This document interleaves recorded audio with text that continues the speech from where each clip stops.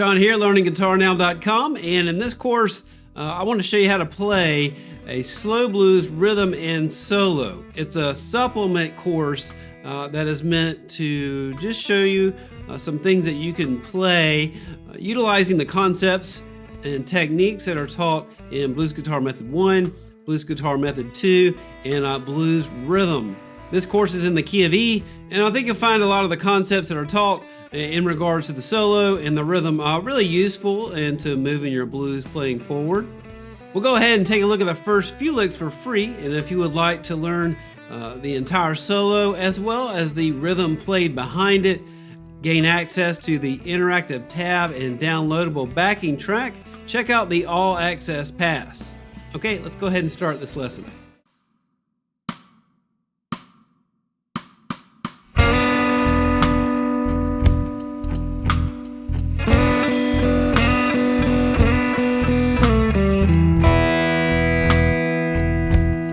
Okay, now I'm going to break this solo down for you into 13 separate licks. We're playing this in the key of E, and lick 1 sounds like this.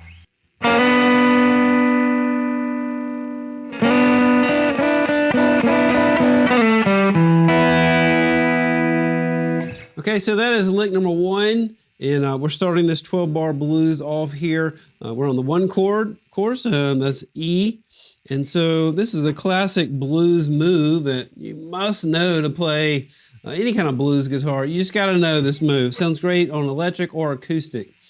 What we're doing is just sliding our second and first fingers. I got second finger on the 3rd fret of the G string and first finger on the 2nd fret of the B string, and just sliding that in. This is actually in the 2nd pentatonic minor position, this little piece here. And so we're sliding from the 3rd and the 2nd fret to the 4th and the 3rd fret here on the G and the B strings. And you hear that in all tons of blues tunes. So you just gotta master that little maneuver. It's not very difficult. And so I like using my 2nd and 1st fingers for this type of a move because again, we're playing in the key of E, and you have an E chord that looks like this, just straight, basic E major chord, beginner guitar 101 thing. So you can also play that thing down a string like this. I'm just muting the A string with my first finger, and a lot of times you can just slide that lick and play the chord down. It's just a lot easier to get around using it, that chord in that little position like this. For me, that's what I like doing. Because when I'm sliding back, the lick is just sliding into this. We're counting these just like 1, 2, 3, 4, 5, 6, 7, 8, 9, 10, 11, 12. These eighth notes here. This is a 12/8 slow blues. 1, 2, 3, 4, 5, 6, 7, 8, 9. Another thing to take note of is I'm accenting the first of each 3. So 1, 2, 3, 4, 5, 6, 7. Accent the first. 1, 2, 3. The 1, the 4, 7. 1, 2, 3, 4, 5, 6. See, I'm just hitting it slightly harder that first little slide in right there. And then after I've just done that, I'm sliding back to the 2nd fret here, my first finger, open G string, and then 2nd fret on the D string. And then I'm not hitting this, but I'm putting my first finger on that G string after I do that. But I'm just hitting upstroke the high E and the B string open strings. So the reason I put my first finger down the G string, just in case I do touch that G string, I won't get a minor chord. Because that could happen. This is dominant 7th blues. We don't want to play a minor chord. Putting that first finger down the G string stops that from ever happening. So that's just key to take note of. Really easy lick. And I like using this E chord a lot here when playing stuff in the key of E. Also, when you're doing any kind of Jimi Hendrix stuff, I like doing this here. Frees up your 3rd finger to do things. Okay, so that's it for lick 1.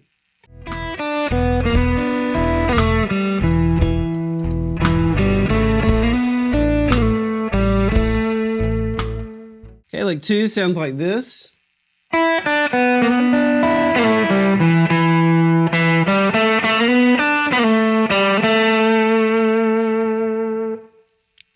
Okay, so lick 2, pretty simple. We're staying right here. You got the first position minor pentatonic, and then we have our second position minor pentatonic. But in the key of E down here, our first position minor pentatonic is going to contain open strings. So we have this.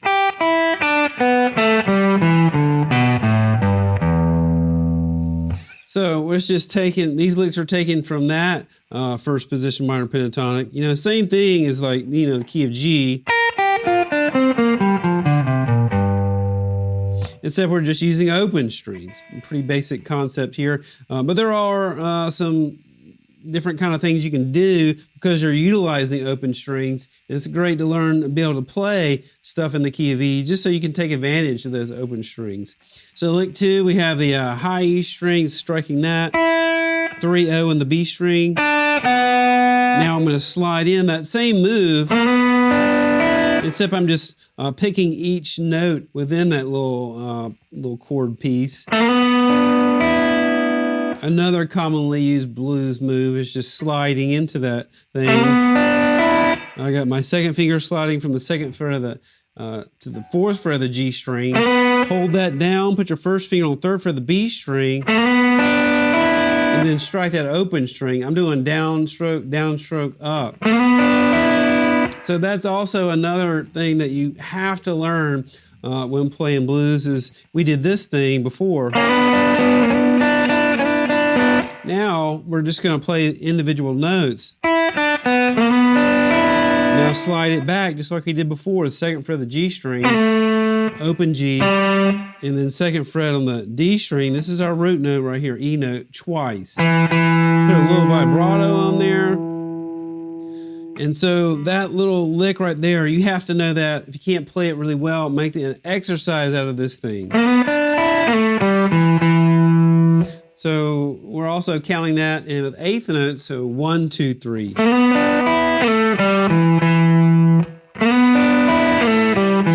Those first 3 notes, 1, 2, 3, 4, 5, 6, 8, 9, 10, 11, 12.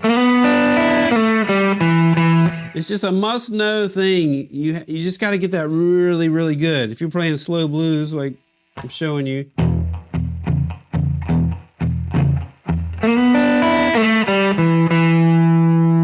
1, 2, 3, 4. You can use that all over the place. Tons of blues guitarists. It's one of those must-know blues riffs. So we've got that, and now we're going to do this phrase.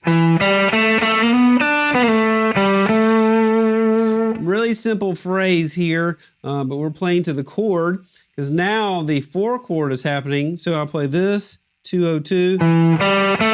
Now the 4 chord happens right now, and so I'm going to slide to the 4th fret again on the G string, hit 3rd fret on the B string, slide backwards to the 2nd fret of the G string, now open string, and then end on that 2nd fret on the G string. That's an A note. And so it's just playing to the chord, easy way to think about it. A chord happens, and then I'm going to end on the A note. So it's good to memorize your A, your 4 note is right here in the first position minor pentatonic scale, 2nd fret on the G string. Add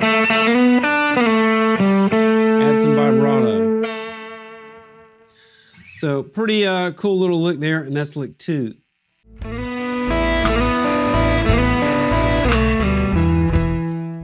Okay, lick 3 sounds like this.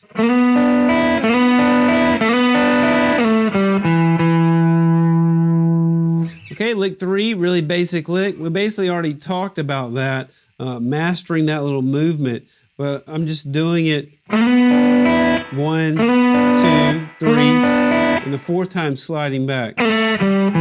So if you notice, I'm not going to dissect the lick at the end. We already talked about how to play it. It's basically, this thing, arpeggiating the notes. And I'm using the down, down, and up stroke is what I like to do. Just counting that 1, 2, 3, 4, 5, 6, 7, 8, 9, 10, 11, 12. And that right there is just a great exercise. The actual lick hit that second fret twice. And so that's when our 1 chord is coming back in. We're playing the first bar here over the 4 chord, the A chord. And then we're striking that second fret right when the first chord comes back in, the E7 chord. So just like I said before, a must-know lick if you want to play blues. You know, it's just a classic thing you have to do. Also, remember accenting the first of every 3. So 1, 2, 3. Accent the first one. 4. The 1, the 4, the 7, 8, 9, 10, 11, 12.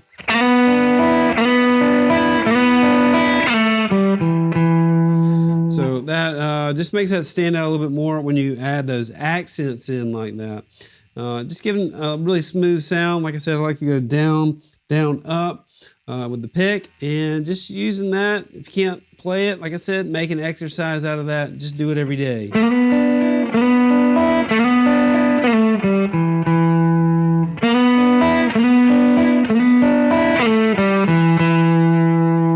Okay, so that is it for lick number 3.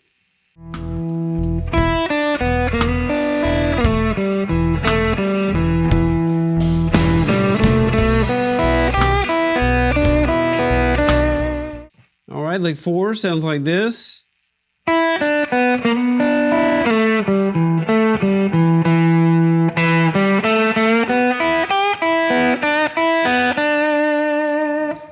Okay, so lick number 4, we're sticking with that same kind of phrasing here, utilizing the open strings. Sliding in again. Sliding back to that second fret of the G string. Open string. And then just using phrase here, we got this little phrase we're going on. Second fret, D string. And then roll down to the second fret on the G string. Now, 202, 02 on the G. Now our 5 chord is happening. Our B7 is coming in. We said we're going to do this. Right when I bend it, that's when the chord is going to happen. A great little lick to play over the 5 chord. So we got B7 going on, and we're just bending that second fret on the G string slightly. And then open B string, open E string. Then 3rd fret on the high E, bend it slightly. Open E, B. Now bend 3rd fret on the B string slightly. High E, B, and then vibrato that 3rd fret. We're going to end on that note while we're over the B7 chord. So we have. This is a great lick to play when the 5 chord comes. Anytime I have the 5 chord, you know, you can do that lick. It actually makes a really cool chord if you think about the note that we're ending on and the chord that we're playing over. We're ending on this 3rd fret here of the B string. And so if you add that note to our B7, we basically have this. It's giving us that sound, really.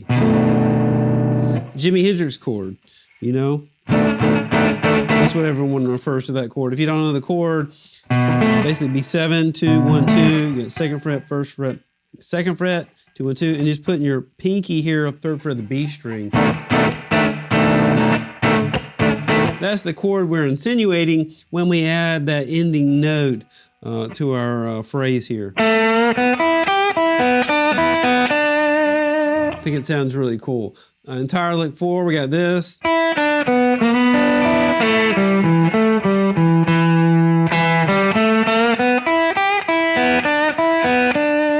think it's got some really smooth little phrasing in there. Okay, so that is it for lick 4.